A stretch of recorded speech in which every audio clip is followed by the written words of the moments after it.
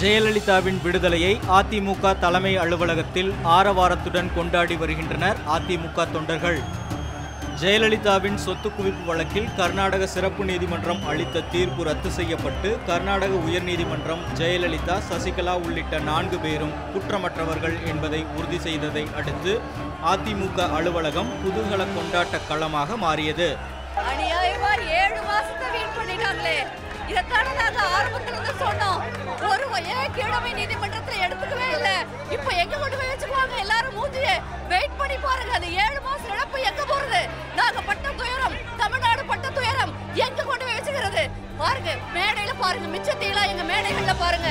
அம்மா வருவாங்க, அப்புறம் தெரியும். தர்மம் வென்றிருக்கிறது, நீதி வென்றிருக்கிறது. உலகத்தில் வாழுகிற 9 கோடி தமிழர்கள் மற்றும் மகிழ்ச்சியிலே திறந்திருக்கிறார். மதுரை ஆதிநகரத்தினுடைய ஆசீர்வாதம் அம்மா அவர்களுக்கு நிரந்தரமாக. அம்மாவை வாழ்த்துவதற்கு எங்களுக்கு வயதில்லை, இருந்தாலும் இறைவனுக்கு நன்றி. அம்மாவை சோதித்து விட்டோம் என்று நினைத்த சோதனைக்கு இனி வேதனை காலம் வந்திருக்கிறது. அதுதான் உண்மை. இனி நிரந்தர முதலமைச்சர் இந்த ஓராண்டு காலம் மட்டுமல்ல, வரப்போகிற காலத்திலும் அம்மாதான் தமிழகத்தின் நிரந்தர முதலமைச்சர் என்பதை நாங்கள் பதிவு செய்கிறோம். வரும் சட்டமன்ற கூட்டத்தொடரில் மீண்டும் தமிழக முதல்வராக ஜெயலலிதா பதவியேற்க உள்ளதாகவும், பதவியேற்ற பிறகு தமிழகத்தில் விரைவில் தேர்தல் வர இருப்பதாகவும் கூறப்படுகிறது.